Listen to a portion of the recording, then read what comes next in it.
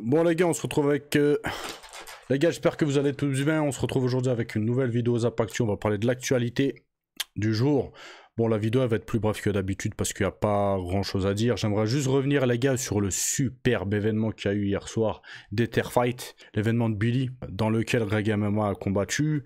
Et franchement les gars, franchement, pour ceux qui n'ont pas vu l'événement, c'était l'un des meilleurs événements en France que j'ai vu. Toutes disciplines confondues. Ça, il a été magnifique l'événement, d'accord? Bon, toutes les organisations de MMA, etc., prenez-en de la graine, parce que quand on s'en donne les moyens, la preuve qu'on peut faire de beaux événements, voilà. Après, il y en a qui vont dire, ouais, mais c'est un événement d'influenceurs, etc. Les gars, j'aimerais juste revenir là-dessus, déjà, faire la distinction entre influenceurs et influenceurs, d'accord? Là, on n'a pas des influenceurs de télé-réalité, qui font n'importe quoi, etc. Bon, je vais pas être méchant parce qu'on est sur YouTube, donc je vais garder le fond de ma pensée, mais je pense qu'on pense tous la même chose de ce milieu-là. Mais c'est des créateurs de contenu, soit youtubeurs, soit sur Twitch, etc. Ils proposent voilà, du divertissement, on va dire. Et c'est des gens respectables jusqu'à preuve du contraire. Il n'y a pas de casserole sur eux, etc. C'est des petits jeunes.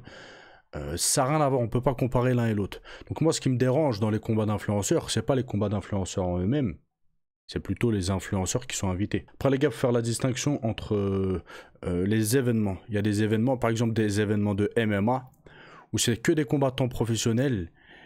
Et pour ces événements-là, en main event, c'est des combats d'influenceurs. C'est-à-dire, en gros, les influenceurs volent la vedette aux combattants professionnels. Ça me pose plus de problèmes qu'un événement qu'il y a eu comme hier, qui est de base un événement que d'influenceurs. Et pour le main event, il nous ramène à un combattant pro comme Greg MMA. Vous voyez ce que je veux dire ou pas? C'est pas du tout la même chose. L'approche n'est pas la même. Donc oui, l'événement qu'il y a eu hier, je félicite Billy Rebeu des Terres parce qu'il était magnifique. Je suis pas trop boxe anglaise maintenant, je pense que vous le savez. Mais j'ai kiffé. Que ce soit les entrées, que ce soit tous les combats, absolument tous les combats m'ont plu. Même le combat féminin, incroyable. Je pense que justement le combat féminin, c'est l'un des combats qui m'a le plus plu. Catsup, elle est trop forte. Les gauches-droites, ils rentraient tout le temps. L'autre en face, je crois, c'est Dooms, elle s'appelle. Elle a pas lâché l'affaire. Elle s'en mangeait plein la tronche, mais hyper hargneuse. Franchement, j'ai kiffé. Sans parler de Le Bouzeux, premier combat contre Prime. Combat, j'allais dire combat incroyable, non. La détermination de Le Bouzeux avec tout ce qui s'est pris, sachant que c'est pas un combattant pro, les gars, il a rien lâché, c'est un vrai bonhomme que je respecte beaucoup par rapport à ce qu'il a fait, etc. Franchement, gros respect à lui. Après le combat Mastu contre Gilsi, franchement, ça a été un beau combat. Mastu, moi, il m'a surpris. Je trouve que c'est un très très bon boxeur. Je pense que c'est l'un qui m'a le plus surpris justement dans la soirée. Je m'attendais pas à ça, je savais même pas que c'était un gaucher. Il a fait une belle prestation. Hein. Maintenant, on va parler du combat. Je pense l'un des combats de la soirée entre Baylan et Brooks. Ça a été franchement en vrai le meilleur combat de la soirée. Brooks m'a surpris. Je pensais pas qu'il allait être aussi bon. Ça a été très simpliste, très académique ce qu'il a fait, mais c'était vraiment très très propre. Il a touché. Hein. Par contre, Baylan, les gars, incroyable. Incroyable ce qu'il nous a proposé. Il était blessé. Il a eu une rupture du tendon du biceps, donc déchirure du biceps, l'épaule qui se déboîte à plusieurs reprises et il lâche pas l'affaire. Et il lâche pas l'affaire, il mettait des grosses patates dans son épaule pour la replacer ou je sais pas, la rage qu'elle se déboîte. Et il a pas lâché l'affaire, c'est franchement un bon boxeur. Il avait des bons petits déplacements, etc. Franchement, j'aimerais le revoir en boxe anglaise, mais il est vraiment bon. Hein. Donc voilà, il a pas rejourdé sa performance. Les gars, c'était, j'allais dire inévitable, non, mais directement sur les réseaux sociaux, les gens, ils ont fait le parallèle entre Baylan, qui est un amateur de 20 piges, qui a jamais combattu, qui a combattu avec un biceps déchiré, et il se déboîte l'épaule plusieurs fois dans le combat, et il n'a pas arrêté. Ils ont fait le parallèle avec l'épine de Cédric Doumbé, qui est un combattant pro, etc., etc. La dernière fois, dans une vidéo, je disais quoi? Il y en a, ils m'ont dit non, etc. Mais c'est plus fort que nous. On retient souvent le mal et pas le bon. C'est-à-dire, quelqu'un, il va faire 1000 fois une bonne chose. Il suffit qu'il fasse une mauvaise chose, les gens, ils vont retenir ça. Et par rapport à Cédric Doumbé, c'est un petit peu la même chose. On n'oublie pas son passé de gros sportif, etc. On n'oublie pas le Kawasebo qu'il a mis, etc. Mais maintenant, pour la plupart des gens, quand on pense à Cédric Doumbé, on pense à l'épine. Et on l'a vu hier avec Baylan. Ils ont comparé Cédric Doumbé et son arrêt avec Baylan. C'est un truc de fou. Donc voilà, gros big up à eux. Franchement, très beau combat. Maintenant, on va parler du combat principal de la soirée. Billy, Rebeu des Terres contre Greg MMA. Gros respect à Billy, les gars, par rapport à ce qu'il a organisé. Incroyable. Ça a été pour moi le meilleur événement français. Meilleur événement que celui qu'Amina peut faire de foot, que le GP Explorer de Squeezie, etc. Ça a été le meilleur événement. J'ai kiffé. Pourtant, je vous ai dit, je ne suis pas du tout boxe anglaise. Les entrées, elles étaient incroyables. Ils ont mis du show, etc. Et Billy, les gars, il a combattu Greg MMA, qui reste un gros client. Il est très puissant, il est très grand. Billy fait 20 cm de moins, peut-être plus. Il a 20 kilos en moins ou je sais pas combien. Sans parler du fait qu'il a dû gérer le stress de l'organisation de la soirée, et de savoir si ça allait marcher, si ça allait bien se dérouler. Il avait plusieurs casquettes. Personnellement, c'est une pression que moi j'aurais pas pu supporter, je vous dis sincèrement. Gérer toute cette pression-là, l'organisation, plus combattre un vrai client, les amis. Donc il n'a pas démérité, ok, il n'a pas démérité. Greg l'a dominé. Il n'était pas dans son combat, hein, Billy l'a dit. Il était très fatigué, il était blessé en plus de ça. Au genou, il me semble, les ligaments croisés ou quelque chose comme ça. Avec la pression, etc. Bref. Il n'a pas du tout démérité, les gars. Gros respect à Billy, à Rebeu des Terres. Maintenant, voilà, hein, je tiens à lui dire, hein, s'il passe sur la vidéo, bah moi je suis fier de ce qu'il a fait, fier de lui. Il n'y a pas tout le monde qui aurait pu le faire, il n'y a pas tout le monde qui aurait pu tenir cette pression-là.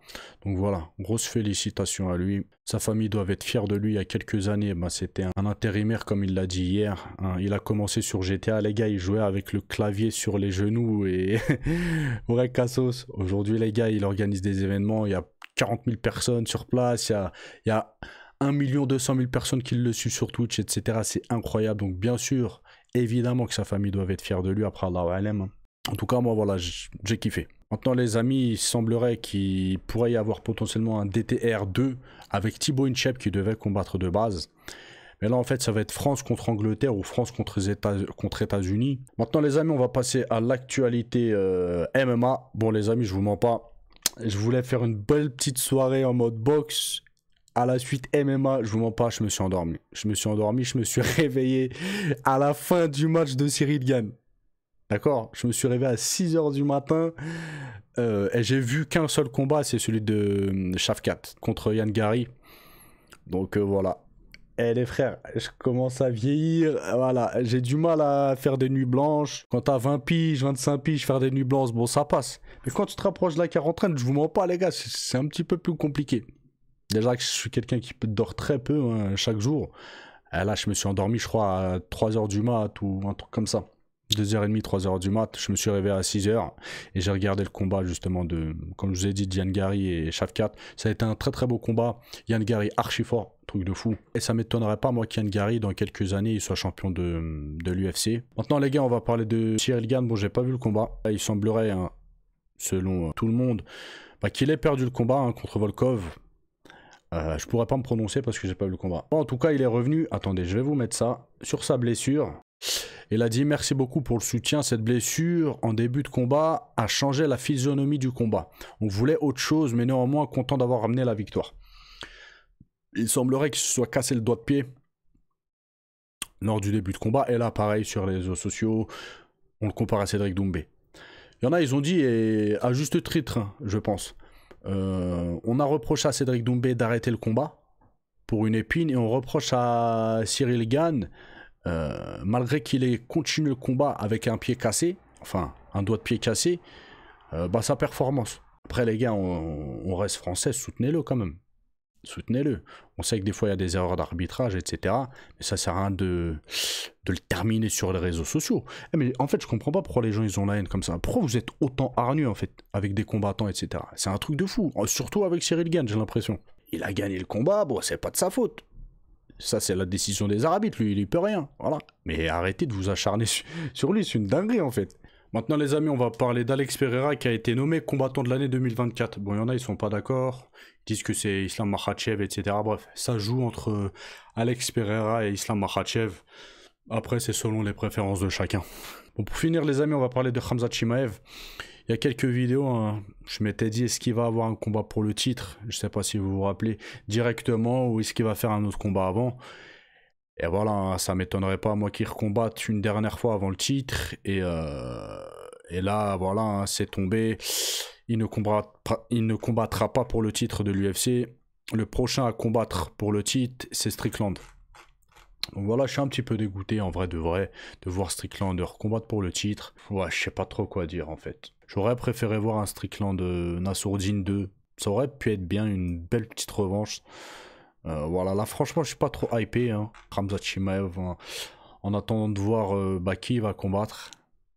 Peut-être, ou à la rigueur, peut-être il va prendre le gagnant de Duplessis contre Strickland. Peut-être aussi, c'est probable. Quoi qu'il en soit, on verra. Bref, c'est tout pour aujourd'hui, les amis. N'oubliez pas de lâcher un petit like, un petit commentaire. Je vous dis à la prochaine vidéo. Passez une bonne journée. Ciao, ciao.